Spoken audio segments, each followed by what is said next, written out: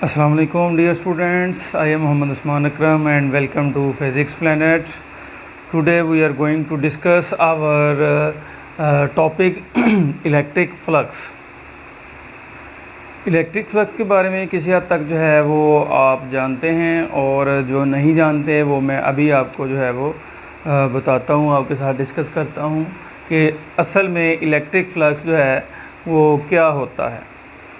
हमने जब chapter start किया तो तब हमने चार्ज के बारे में बात की कि चार्जेस क्या होते हैं। फिर हमने पता लगाया कि चार्जेस जो हैं वो दो तरह के होते हैं, पॉजिटिव और नेगेटिव चार्ज होते हैं, ठीक है। फिर हमने देखा कि चार्ज जो है वो एक दूसरे के ऊपर फोर्स अप्लाई करते हैं, ठीक है, वो आइदर अट्रैक्टिव और रिपल्सिव, ठीक है। फिर हमने देखा कि ये जो फोर्स है वो जो है वो एक नॉन कॉन्टैक्ट फोर्स है, ठीक है, वो एक नॉन कॉन्टैक्ट फोर्स है, ठीक है। फिर हमने इसकी रीज़न ढूंढी कि ये जो नॉन कॉन्टैक्ट फोर्स है ये असल में अप्लाई किस तरह से होती है, ठीक है। उसकी रीज़न जो है हमने ढूंढी कि वो इलेक्ट्रिक फील्ड जो है हर चार्ज के गिर्द पाई जाती है जो उसके ऊपर फोर्स लगाती है, जो भी उसकी फील्ड में, जो किसी चार्ज की फील्ड में दूसरा चार्ज जब कोई आता है तो तब जो है वो फोर्स अप्लाई होती है। फिर हमने उसकी फील्ड में एक टेस्ट चार्ज रखा। जब हमने टेस्ट चार्ज रखा तो हमने चेक किया कि उसकी फील्ड की स्ट्रेंथ कितनी है, ठीक है, वो कितनी ताकत से उसके ऊपर फोर्स लगाता है, ठीक है। तो जब हमने इसकी फील्ड की स्ट्रेंथ फाइंड कर ली, फिर हमें जो है वो फील्ड लाइंस जो है उनका कॉन्सेप्ट मिला। फील्ड लाइंस हमने कहा था कि ये इमेजिनरी लाइंस होती हैं, ठीक है, और जब ये फील्ड लाइंस ज़्यादा होती हैं तो मोर मैग्नीट्यूड ऑफ इलेक्ट्रिक फील्ड जो है वो होती है। जितनी ज़्यादा फील्ड लाइंस उतना ज़्यादा उसकी मैग्नीट्यूड जो है फील्ड लाइंस की, इलेक्ट्रिक फील्ड की उतनी ज़्यादा होती है। और तकरीबन इसी को हम जो है इलेक्ट्रिक फ्लक्स का नाम देते हैं। और किस तरह से देते हैं?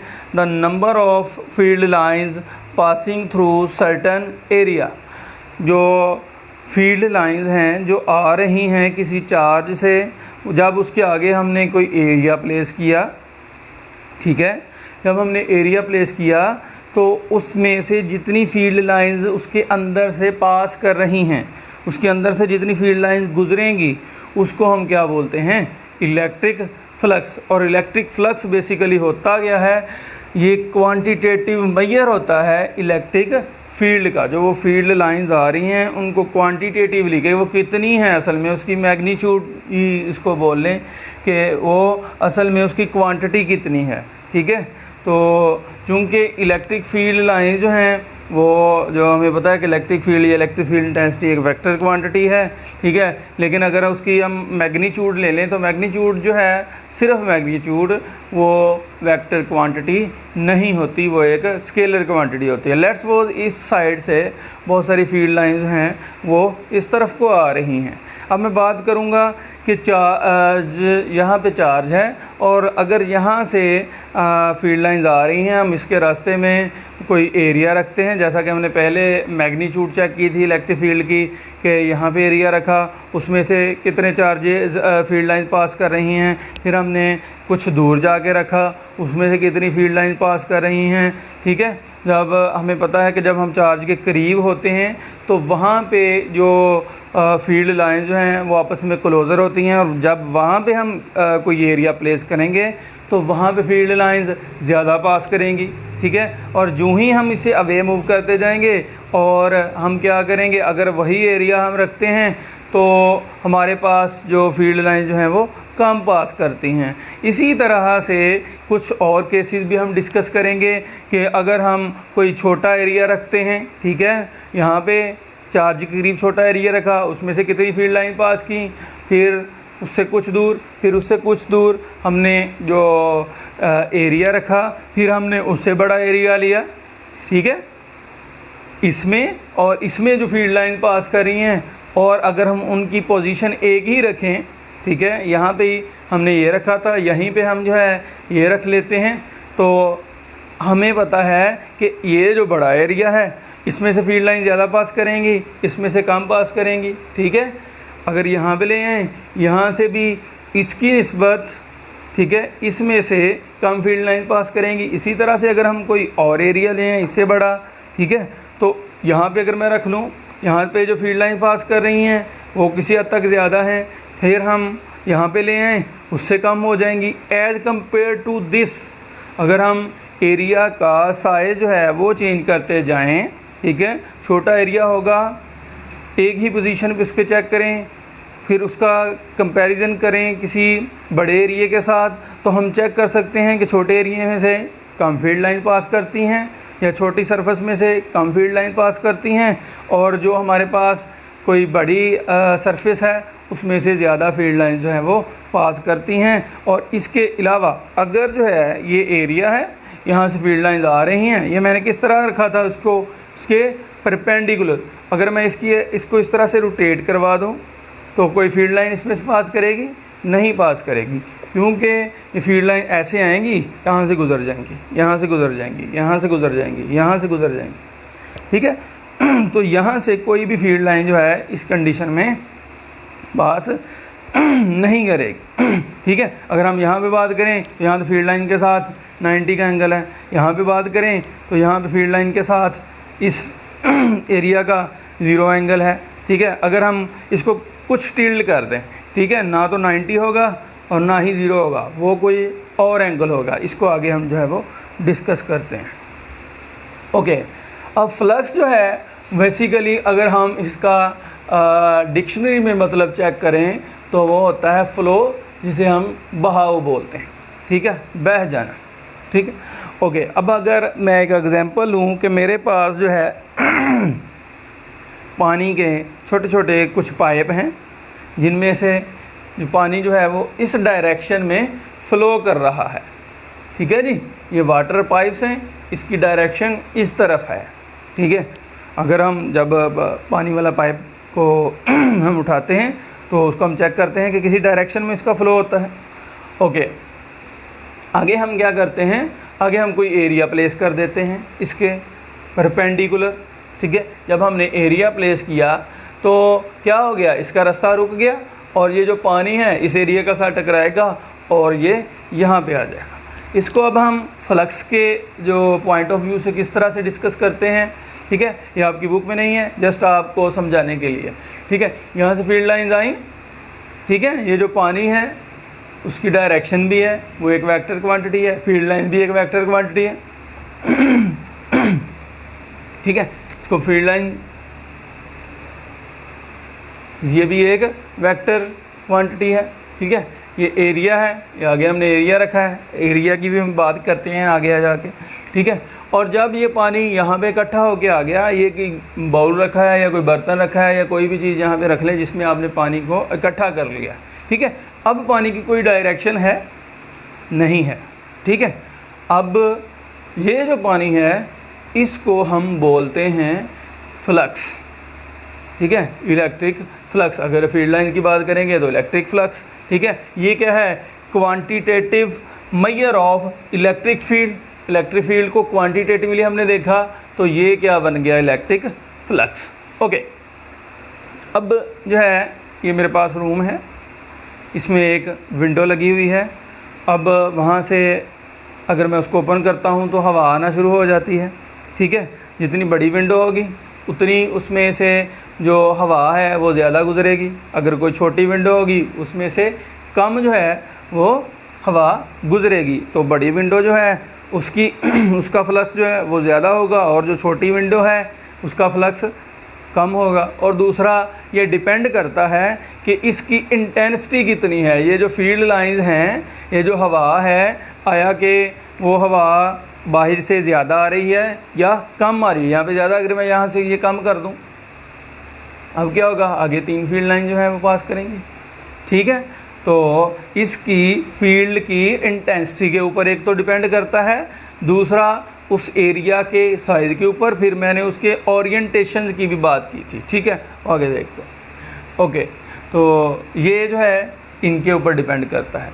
इसको हम एक ग्रीक लेटर फाई से डिनोट करते हैं, और ये जो ई लिखा हुआ है ये शो करता है कि ये इलेक्ट्रिक फ्लक्स है। आगे हम मैग्नेटिक फ्लक्स जो है उसकी भी बात करेंगे, लेकिन यहाँ पे इलेक्ट्रिक फ्लक्स है, इसलिए हम जो है इसी को यहाँ पे ई लिखते हैं। और इसका जो फार्मूला है वो हम लिखते हैं ई डॉट ए। ये क्या है? एक वेक्टर क्वांटिटी है, ये एक वेक्टर क्वांटिटी है, लेकिन ये एक वेक्टर क्वांटिटी नहीं है। कैसे? आपको पता है, आपने पढ़ा हुआ है, फर्स्ट ईयर में चले जाएं, डॉट प्रोडक्ट, दो जो हमारे पास वेक्टर्स हैं, जब हम उनका डॉट प्रोडक्ट लेते हैं तो हमारे पास एक स्केलर क्वांटिटी आती है, वही हमारे पास ये है। ठीक है, ये हमने देखा electric field intensity, electric field जो है वो हमारे पास एक वेक्टर क्वांटिटी है। ठीक है, अब हम एरिया की बात करते हैं। एरिया और वेक्टर एरिया जो है उसमें क्या फ़र्क है और वो क्या होते हैं? ठीक है, इम्पोर्टेंट पॉइंट है, समझने वाला है। ओके, हमें पता है कि एरिया जो है वो लेंथ इनटू विड्थ होता है। ये हमारे पास कोई भी एरिया है, ठीक है, अगर हमने एरिया लेना हो हम लेंथ को इसकी विड्थ के साथ मल्टीप्लाई कर देते हैं, वो हमारे पास जो है लेंथ एक वेक्टर क्वांटिटी है, विड्थ एक वेक्टर क्वांटिटी है, तो हम क्या करेंगे, इनको मल्टीप्लाई करवाएंगे तो हमारे पास एरिया आ जाएगा। ठीक है, ओके। अब हमें इसकी डायरेक्शन के बारे में किस तरह से पता चलेगा? ठीक है, फिर से फर्स्ट ईयर की बुक में चले जाएं। अब पहले आपने डॉट प्रोडक्ट की बात की थी, अब आप क्रॉस प्रोडक्ट की बात करें कि जब हम दो वेक्टर का क्रॉस प्रोडक्ट लेते हैं तो हमारे पास एक वेक्टर क्वांटिटी आती है। ठीक है, i cross j is equal to k. ठीक है, दो वेक्टर्स को मल्टीप्लाई किया यूनिट वेक्टर्स को, तो हमारे पास एक और जो है वो वेक्टर आ गया। ठीक है, a cross b is equal to c vector. Okay, याद करें। ठीक है, ये देखें, i cross j is equal to k, i cross j is equal to k. और अगर हमने इसकी डायरेक्शन देखनी हो तो डायरेक्शन जो है इसके परपेंडिकुलर होती है, इस तरफ को है, लेकिन असल में ये इस तरफ को है, बाहर को। ठीक है, इसी तरह से अगर हम जो है एरिया की डायरेक्शन देखना चाहें तो वो क्या होगी, जिसको हम वेक्टर एरिया बोलते हैं। उसको समझने के लिए मैं आपको एक एग्जांपल देता हूँ कि आप जो है वो छतरी एम्ब्रेला यूज़ करते हैं जब बहुत ज़्यादा धूप हो या बहुत ज़्यादा बारिश हो रही हो समटाइम। ठीक है, तो अगर जो है मेरे ऊपर बारिश होती है तो मैं क्या करता हूँ, अगर बारिश इधर से ज़्यादा आ रही है तो मैं उसके हैंडल को पकड़ता हूँ, तो इस तरह से उसको इस तरफ को कर देता हूँ। अगर इधर से आ रही है इस तरफ कर देता हूँ, इस तरफ ऊपर से आ रही है तो मैं इसको इस तरह से कर देता हूँ। मैं ऊपर वाली चीज़ जो है वो उसका क्या है, एरिया है, और जो उसकी पोजीशन को चेंज कर रहा है, कभी इधर कर रहा है कभी इधर कर रहा है, क्या कर रहा है, उसकी डायरेक्शन को चेंज कर रहा है। ठीक है, और वो जो चीज़ उसकी डायरेक्शन को चेंज कर रही है, जो उसका हैंडल है, उसको हम कहेंगे कि ये इसका क्या है, वेक्टर एरिया है। ठीक है, ऊपर एरिया, ये नीचे क्या है, वेक्टर एरिया।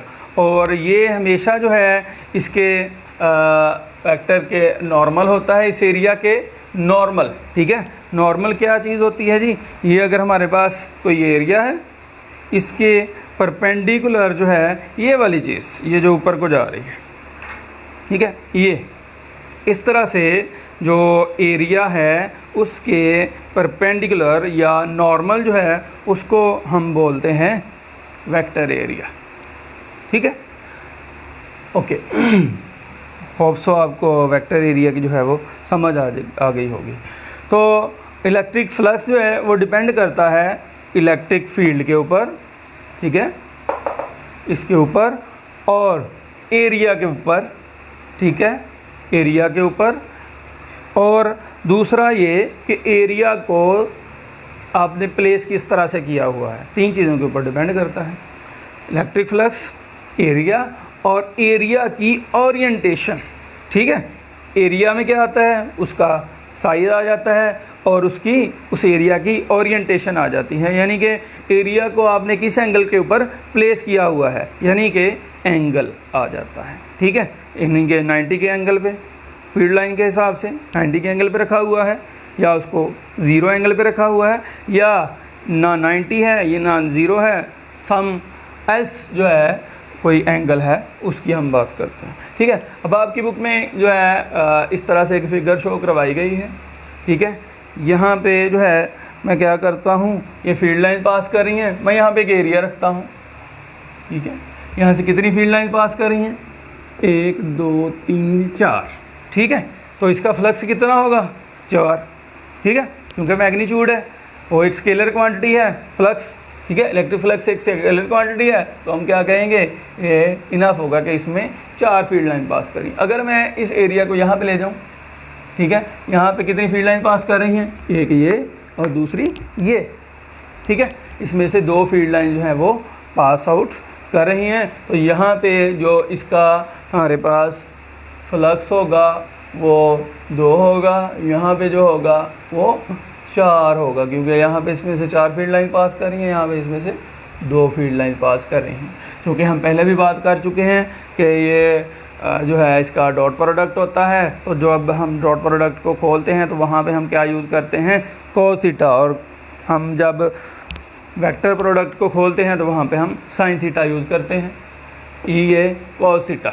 ठीक है, और थीटा क्या है जी, वो एंगल है जिसके ऊपर आपने फील्ड लाइन के हिसाब से उसको एरिया को प्लेस किया हुआ है। ठीक है, ये एक स्केलर क्वांटिटी है। ठीक है, इलेक्ट्रिक फ्लक्स। और अगर हम इसके यूनिट की बात करें तो ई क्या है जी, F/Q। F का यूनिट न्यूटन और Q कूलम, न्यूटन पर कूलम। और एरिया का आपको पता है लेंथ मीटर, विड्थ मीटर, तो यहाँ पे क्या आएगा, मीटर स्क्वायर। अगर हम यूनिट की बात करें तो न्यूटन मीटर स्क्वायर पर कूलम इसका जो है वो यूनिट आ जाता है। अब आपकी बुक ने यहाँ पे 3 किस्म के केसेस जो हैं वो डिस्कस किए हैं कि जब फील्ड लाइन जो हैं, अब कुछ वर्ड मैं ऐसे बोलूँगा मैं भी आपको कंफ्यूज करें कि फील्ड लाइन जो हैं वो इस एरिया के परपेंडिकुलर हैं, या फील्ड लाइन के परपेंडिकुलर जो है हमने एरिया रखा हुआ है, इसमें मैक्सिमम फील्ड लाइन पास करेंगी। ठीक है, जब हमने इस तरह से एरिया रखा है, यहाँ से फील्ड लाइन आ रही हैं और ये मैक्सिमम पास करेंगी। फील्ड लाइन जो है इस एरिया के क्या हैं, क्या है जी, परपेंडिकुलर। लेकिन जो यूनिट एरिया है, सॉरी जो वेक्टर एरिया है उसके पैरेलल है। कैसे, क्योंकि ये एरिया है। ठीक है, और अगर हम इसको इस तरह से प्लेस करेंगे तो इसका जो वेक्टर एरिया होगा वो कुछ इस तरह से होगा, इस तरह से, ये इसका जो है वो वेक्टर एरिया होगा। और इधर से फील्ड लाइन पास करेंगे तो फील्ड लाइन वेक्टर एरिया के पैरेलल और इस सरफेस के या इस एरिया के परपेंडिकुलर होंगे।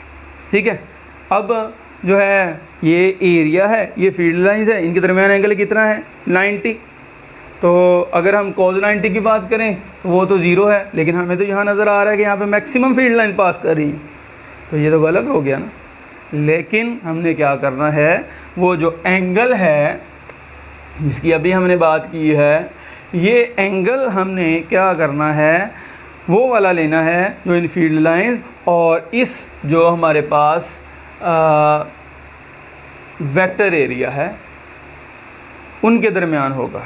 तो अगर हम यहाँ पे देखें, अगर 3 केसेस का डिस्कस करते हैं जो आपकी बुक में है, ये हमारे पास एक एरिया है, इसको इस तरह से प्लेस किया हुआ है, ये इसकी इस तरह से है ये बेसिकली। ठीक है जी, ये इस तरह से है। ठीक है, यहाँ से फील्ड लाइन पास कर रही हैं और इसका यहाँ पे ये जो इसका वेक्टर एरिया है, फील्ड लाइन यहाँ से पास कर रही है। फील्ड लाइन के हिसाब से ये जो हमारे पास वेक्टर एरिया है वो क्या है, पैरेलल है। और अगर पैरेलल हो तो वहाँ पे कितना एंगल बनता है, 0। और cos 0 क्या होता है हमारे पास, 1। ठीक है, cos 0 1 होगा, ये चीज़ 1 हो जाएगी, तो हमारे पास जो है वो मैक्सिमम फ्लक्स जो है वो देखने को मिलेगा। वो क्या होगा, EA। ठीक है, E की वैल्यू हम पुट करेंगे, A की वैल्यू पुट करेंगे तो हमारे पास फ्लक्स आ जाएगा। ओके, अगर हम एक और केस की बात करें, वो क्या है, अब फील्ड लाइन ऐसे हैं, ऐसे ही फील्ड लाइन आ रही हैं। दूसरे केस की बात करते हैं, इस तरह से हमने इस एरिया को प्लेस किया हुआ है, ये इस तरह से पास कर रही हैं। ठीक है, इस तरफ कोई। अब जो है ये हमारे पास एरिया है, ये फील्ड लाइन है, और ये जिस तरह डायरेक्शन में ये है उसी तरह से हमने ये एरिया प्लेस कर दिया। इनके दरमियान एंगल कितना है, ठीक है, 0, ठीक है। लेकिन हमने वो वाला एंगल लेना होता है जो फील्ड लाइंस और वेक्टर एरिया के दरमियान में हो। तो वो जो है देखें, अगर हम सरफेस को इस तरह से रखते हैं तो जो वेक्टर एरिया उसके नॉर्मल होता है, तो ये इस तरह से इसके नॉर्मल, फील्ड लाइन इस तरह से, वेक्टर एरिया और फील्ड लाइन के दरमियान एंगल 90 डिग्री, और cos 90 हमारे पास 0 होता है। अब हम थर्ड और लास्ट केस जो है उसकी बात करते हैं। अच्छा, जो है एरिया था हमारे पास, ये कह लें इस तरह से था, ठीक है, इसमें से मैक्सिमम फील्ड लाइन पास करनी थी, लेकिन हमने क्या किया, इसको थोड़ा सा किसी एंगल के ऊपर इसको मूव करवा दिया। ना वो एंगल 90 डिग्री है, ना वो एंगल 0 डिग्री है, ठीक है, अदर देन दीज एंगल, ठीक है। तो वो जो है अगर हम इस तरह से इसको करेंगे, ठीक है, ये था तो इसका वेक्टर एरिया इस डायरेक्शन में था। अगर इसको इस तरह से कर दिया है तो इसका वेक्टर एरिया भी इस डायरेक्शन में होगा, लेकिन फील्ड लाइन इसी तरह से पास कर रही हैं। अब हम देखेंगे कि जो वेक्टर एरिया और फील्ड लाइन जो है उनके दरमियान एंगल जो है वो अदर देन 0 और 90 बनता है। अगर अदर देन 0 और 90 बनेगा तो वो हम एंगल फाइंड करेंगे और इसमें पुट करेंगे, तो हमारे पास जो इलेक्ट्रिक फ्लक्स है उसकी वैल्यू आ जाएगी। वो आपकी बुक में नहीं बताया गया कि किस तरह से इसको निकालना है, ठीक है। आपका काम यहीं तक है, आपने यहीं तक बात करनी है, और अगर यहाँ तक किसी बात का, किसी पॉइंट का नहीं पता चला या कोई पॉइंट मिस हो गया है तो आप जो है मुझसे पूछ सकते हैं। आज के लिए इतना ही।